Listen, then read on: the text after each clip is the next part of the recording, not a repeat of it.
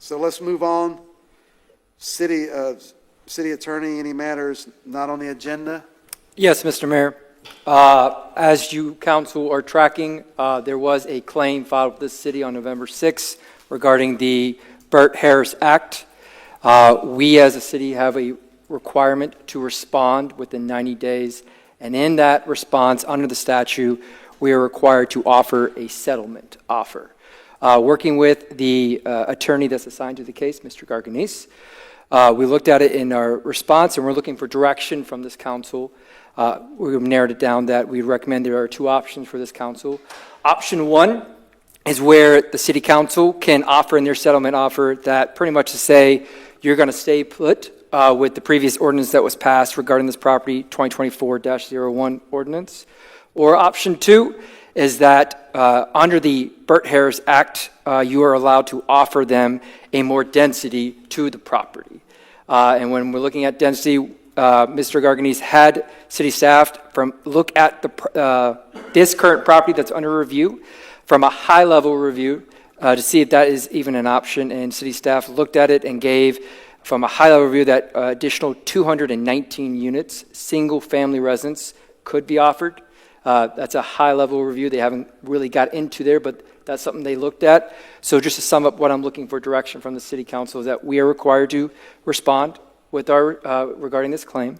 And in that, there are two options that we're recommending. Option one, you stay put with the ordinance that was passed, 2024-01, or you can offer in that settlement offer additional 219 density units that would be single-family residents. Standing by for any questions. Okay, thank you, sir. And for the council, we've all been briefed on this, and I want to, and for the public, you have to understand everything we do until there's actually a case or litigation, correct, counsel? We have to do an open forum. That's at a disadvantage to us as, a legislative body. But I was here for all those meetings, and I know Councilwoman Pontieri, the vice mayor, she was here during all those meetings. So without saying too much, and I'll defer to you for a second, vice mayor, those are our two options. Either we stay the course or we make an offer. So if you would like to say something, I'm more than willing to hear it. But those are our options right now until it goes into litigation. Okay, thank you, Mayor. So I was on the council during this entire process, and it is my opinion, a very strong opinion, that this is yet a third bite at an apple from a developer to try to get more density that they've never been entitled to, that they have no right to. For a little bit of historical process and factual kind of background on this, this Cascades development was a PUD from 2005 that was in the county. And that PUD was limited to 416 single-family dwelling units. The applicant / developer then asked the city to be annexed into the city. We granted that annexation based on the fact that it was 416 single-family units. Now, I asked during that meeting, what's on the back end of this? What are you guys going to ask from us? Because inevitably, these developers often do come back and ask for more. And lo and behold, that's exactly what happened. So we annexed them in, and then they came back with a comp plan amendment application and a zoning application to add 850 dwelling units, some of which were multifamily. They also simultaneously filed a zoning change as well. Now, with that comp plan amendment, that obviously has to be approved by City Council. There can be no comp plan amendment unless it's approved by City Council.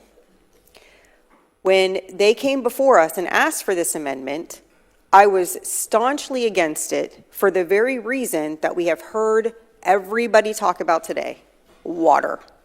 I pounded my fist and said we cannot continue to annex in property and then double density. We have water problems in this city.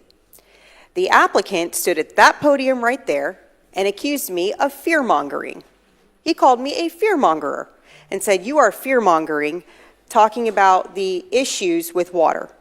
Here we are 2 years later, we are under the thumb of DEP because of our water issues. I also said, I am also concerned with the infrastructure for our roads and our traffic. Again, I am called a fearmonger, and what did we hear today? We have traffic issues, we have road issues, we're paying $6 million to widen roads. So, I voted to not amend the comp plan, to keep it as is, to keep it with the 416 single-family units. The rest of council voted to allow the amendment. That was first read. Second read came back, and we denied it. We kept them at the 416 units. They then filed a motion for rehearing because it was their allegation that they did not mean to include what we've called a hook piece into this comp plan amendment. This was their first bite. Well, I should say their second bite. Their first bite to try to get double density was the comp plan amendment. Their second bite was to say, we want a rehearing because there was this little piece of the property called a hook piece that we didn't mean to include in the property. And so we need a whole rehearing to remove that hook piece and still ask for the same density. The fact of the matter is the same applicant that called me a fearmonger also stood at that podium and tried to justify the increase in density because the hook piece was included when it wasn't previously included. So he said, you're lying. It's not a double in density because we've got this hook piece out here that's also entitles us to 98 extra units. So on the one hand, he's saying, oh, we didn't mean to include the hook piece because we want another bite at the apple. But previously he said we did include the hook piece and that's why you lied and said that we weren't doubling density because this hook piece actually gives us 98 extra units. So when it was convenient for him, the hook piece was not included, and when it was convenient for him at another time, the hook piece was included. These developers are now taking a third frivolous bite at the apple. That's what this is. And I bring up that history because I think it's important that we know what we are actually dealing with. We're not dealing with facts that support this claim. We're not dealing with law that supports this claim. We're dealing with somebody who is trying to bastardize our system. And I cannot abide by that. When I look at the letter, the Burt Harris letter that was sent to our attorney, it is so hollow and truly lacks any merit whatsoever. I'm going to read it because it's legally insufficient on its face.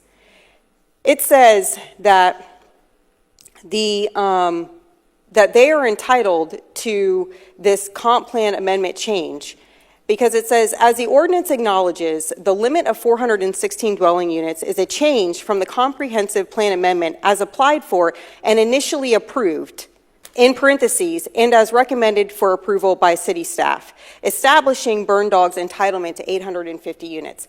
I got news for the attorney that wrote this letter. City staff doesn't have the ability to approve a comp plan amendment. Only this council does. So their assertion that, first of all, staff agreed to this, which I can't, staff's putting in front of us an application is not their tacit approval. It's just putting in front of us an application. So first of all, staff didn't approve anything. Secondly, they legally can't approve anything. Now, a Burt Harris claim requires a current entitlement or a current right to something that the government then steps in and inordinately burdens. That's what the statute says. First of all, they weren't entitled to anything. They had no right to anything other than the 416 units. They had no reasonable expectation to anything further than that, pursuant to case law out of the 5th DCA, which is binding in this county, that says if city council has to approve a comp plan amendment, there can be no reasonable expectation to anything more than what you already have. That is the case law. The original case was a Ponce-Intland case out of Volusia County, who's a very neighbor of us. The trial court actually granted the Burt Harris claim in that case, and the 5th DCA, which is binding on us, reversed it and said no, because city council needed to approve something, therefore you had no reasonable expectation to anything more than what the original comp plan gave you. So not only do the facts not support what this applicant and what this attorney are trying to threaten us with, but the law's not on their side either. This is an attempt to bully us, as some of our residents have said, into folding. They have no respect for this council, for our attorney, and for our residents. And I will not stand for it. And I am hoping that this council will not stand for it either. Not for nothing. If we were to approve offering them any more density, it opens up the door for further applicants to not only try to do what they did before, which was file for a frivolous motion for rehearing that also wasn't supported by the facts or the law, but also to then threaten us with Burt Harris so they can get more density. So I am hoping that this council will say no.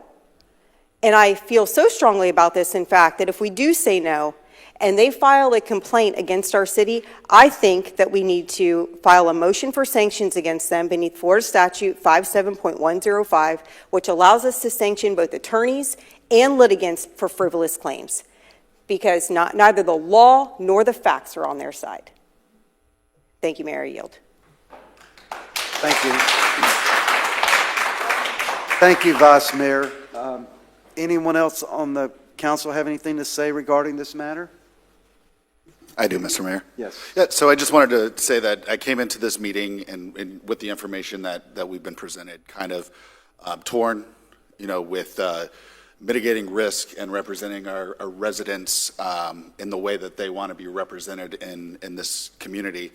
And so I thank you, Vice Mayor, for your comments, because, I'm open to persuasion in these cases, and I think you did a very good job of that. Again, my biggest concern is risk and trying to reduce that. A price tag of multi-millions dollars, is a lot for us to bear. We don't have the money for the things that we need right now. So if we had to pay that, it'd be bad for us.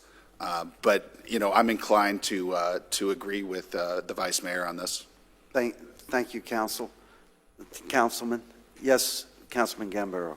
Thank you, Mr. Mayor, and thank you, Vice Mayor, for your input. Since all but yourself, we weren't there, sitting on this dais for this meeting. But so the perspective that I bring, okay, and I'm going to ask this question for any litigation that we get into is, I've spent a career in government assessing and assuming risk for the lives of our American patriots under my command, and I've articulated risk regarding policy options for multiple secretaries of defense, national security advisors, directors of intelligence, and yes, the current president of the United States. Therefore, on this matter, I'm going to ask the question. Councilmember Miller touched on it. What are the risks? What are the risks if we lose this? Okay. The property owners claiming 12 million losses, could be more with legal fees. Our League of Cities insurance policy only covers 300,000. Okay. I mean, that's a risk that we're taking. And there are some municipalities that have been successful against this kind of case, but there's also, just Google it, there have been some municipalities that have lost. I think Ponce Inlet's one example, but on appeal, they brought it back. But if we are to lose this case, how would we as a city and our taxpayers pay for that kind of loss? When we're already in the hole and other, in other areas of our operational budget. I've got the profit and loss statements here for the rest of our Parks and Recreation that I'm going to bring up at the next meeting, or the next several meetings. We need to take a look at that. All right, we're not running things well as it is, and so my question is, Counselor, what is the risk for us not winning this thing? I'm not saying not fight. I'm asking the question. Councilman Gambaro, I think really, I may have let the Vice Mayor go a little bit too far, because, like I said, this is open forum, and it just allows the opposing team more information if you continue to discuss it in open forum, and that's just the nature of the beast in the law. Where else are we going to talk about this? Quick follow up with counsel, and then we'll move on. He can answer it. Answer it, please. Valid question. So without getting too much into details, the risk is, at least is what they're asking for. That's the risk. And, if in a scenario that we do not have a claim that goes our way, you're looking at what they're asking for, at least the minimum, and then possible attorney's fees. But I don't want to comment any more than that. But that's what you're going against. Thank you, counsel. Okay, so the question to the council is, are you willing to assume the risk of losing if this thing goes bad? I think that's the question for me. And if the answer is yes, then I'll go along with the rest of the group, and we'll figure it out on the other end. But I just want to be clear, the risk associated with not winning this thing, whether at the court or on appeal or wherever the case may be. Thank you, Councilman. Mr. Mayor, we're going to put this to a vote.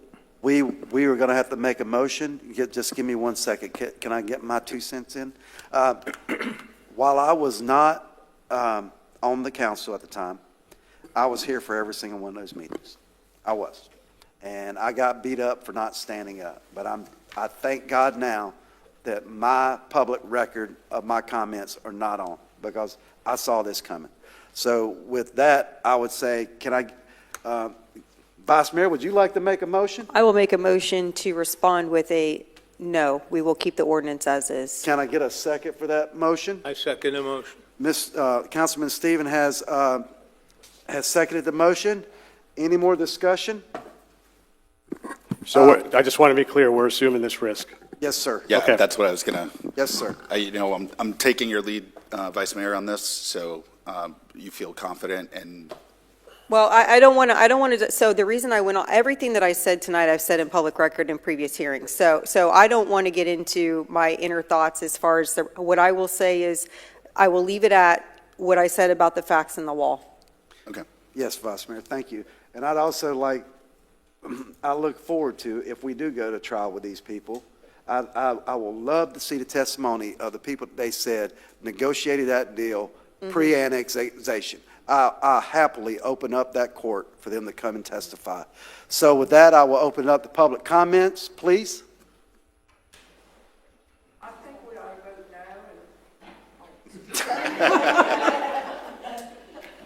no. Thank you, ma'am. Donna Stansel, Seminole Woods. I live in the area that they're talking about here. We were here for every one of those meetings except for the ones that happened before we moved here. We should tell these people to pound sand, stand your ground. And every one of those meetings where they had hundreds of people coming forward fighting this process, it's all on your video. You've got tons and tons of evidence right on your videos. So go for it. Tell them to pound sand. Thank you, ma'am. Yes, Miss Perkins. Mrs. Perkins, I'm sorry. I'm all for the no. Thank you for the explanation. I'm sitting there, though, ready to lose my mind, because why did you come up and give all of the, the background, bringing up the law, bringing up the explanation? Where's our attorney? He just said you had two choices. Okay. That was it. He did not give the he should have been, I know attorneys, it's up to you guys to decide A or B, but you should be getting the explanation. If you go A, then this is where they stand, B is this. I know you guys get to weigh that out, but I don't understand why that was not brought forward. Ms. Perkins, all that was discussed with each member of the city council. Separately? Yes. So you guys all understood all of that? Yes, ma'am. We just can't. Oh, okay, well. We just can't have a Then I private don't meeting. understand. This is a no-brainer. I understand bringing up the risk, but come on, at this point in time, we need to grow a pair, Thank you, ma'am. Thank you. Thank you, ma'am. Yes, Mr. Stansel. Mark Stansel. I was here for every meeting, and we fought. I want to commend Councilwoman Pondieri. She fought hard to help the people of Palm Coast. It was frantic. And, our mayor, not to spread disparaging, I'm not going to say anything, but he had an interest in that because his business partner was involved in that. So, there was a little crooked stuff there. But she fought, and she helped us. Hundreds of people were here. And they tried to say, well, they didn't sign this one paper. Well, if you look at the video real close, I got a copy of that sign with that guy's signature saying, I got it right here. You got to say no. It would be wrong, because if you say yes, it's going to happen again and again and again, and then you'll have no power. No power. You got to stop it. Nip it in the bud. Thank you, sir. Yes, ma'am. Good evening, Karen Ashman, Seminole Woods. Mr. Mayor, I want to thank you. The atmosphere is so much different, and everyone on the council. Vice Mayor, my money's with you. I want to thank you for your passion. I want to thank you for how you fought for Seminole Woods. I was going to build in Jacksonville, and only God had me go to somebody to sell a house to tell me, have you heard of Palm Coast? You need to go look. You know what sold me? Seminole Woods Boulevard. And Joy can tell you, the day they cleared that land, I get emotional, I went home and cried that they took down all those trees. And the water, every morning I go to brush my teeth, my water smells like sulfur. I don't even rinse my mouth out with the water in Palm Coast. I can't. I'm scared. I don't breathe it because I'm scared. So we need to focus on infrastructure. We need to stand our ground. I'm with the no vote. I'm not going to drag on. Thank you to everyone. Thank you, Appreciate ma'am. it. Thank you. Yes, ma'am. Leslie Johnson, also of Palm Coast. The last time that I spoke tonight, I said that the way that we have always done it isn't going to work anymore. I know the parties that you're speaking. I understand the case that you're talking about. This is their method of operation. What they do is they come in and they go, ooh, let's buy this plot of land, and then they come back and want to rezone. Okay, and they do this time and time and time again. They just did this over at Flagler Beach, the same entities. It's time. It's time. Now, you've got 2 mayoral sessions before you, Mr. Mayor, okay, that rolled out the red carpet to these people to come back and we're going to either rezone or we're going to sue you. Or we want more additional units or we're going to sue you. How many times? And if you allow this, City Council, this is before you, if you allow this red carpet to continue, you just roll down the precedent again from the previous mayor before that, and I dare say probably the mayor before that as well, long before my time, so I can't speak to that. But I can tell you, it's time we quit doing what we've always been doing. It's time to stand up, have a backbone, and say no. And if you ask our neighbors, I think they will agree. No is the proper answer. Thank you for being on the ball with this, and thank you for the consideration. Thank you, ma'am. Yes, sir. Good evening, Mayor and Council. I'm David, I live in Seminole Woods. I've only been here about 3 months now, and I got to tell you, the changes that I've seen in the last 3 months have been crazy. I go down Seminole Woods, as someone else said, everything's ripped out. And the thing is, these big corporations come in, these big builders come in. They're doing this all over America. They come in, they grab the land, they build mega houses, cookie cutters, house after house after house. And you know what they do when they're done? They leave. They don't care about the traffic problems. They don't care about the water issues. They don't care about anything. They want the money, and that's it, and they're going to take it, and they're going to run. So I'm going to tell you something that my daddy used to tell me. Don't get in bed with the devil and then get mad and complain when he takes the covers. That's it. Thank you. Thank you, sir. Yes, sir. James D. Yeah, once again, Ms. Teresa's right on point. She's got the evidence. She's got them dead to rights. She's done her research. She did a great job with the Alphen bonds explaining that last year. This is why she's an asset to your council, and she's your vice mayor. So I say just give them hell. Fight the SOBs. Thank you, sir. Any more public comment? Yes, ma'am. I wasn't planning on speaking tonight. Jessica Matthews, Seminole Woods. Ms. Pontieri has not steered us wrong. She called it every single shot. You are questioning whether or not it will cost more if you were to deny this. But the truth is it's going to cost more the opposite way. If you allow them to do this, it's going to set precedents for every other builder. We have come before you multiple times, as far as the council, not you necessarily. And by the way, it's very refreshing seeing you all here, a nice new council. You need to deny this. That's the right thing to do. I'm going to leave you with one thing. Colin Powell made decisions on the 40-70 rule. If he had less information on 40% less of information, it was a bad choice. The letter that Ms. Pontieri read today is a slam dunk. Make your decision on that. Thank you, ma'am. Yes, Ms. Cook. Joy Cook, Seminole Woods, most of you know me. This is my baby, or I should say nightmare. Thank you.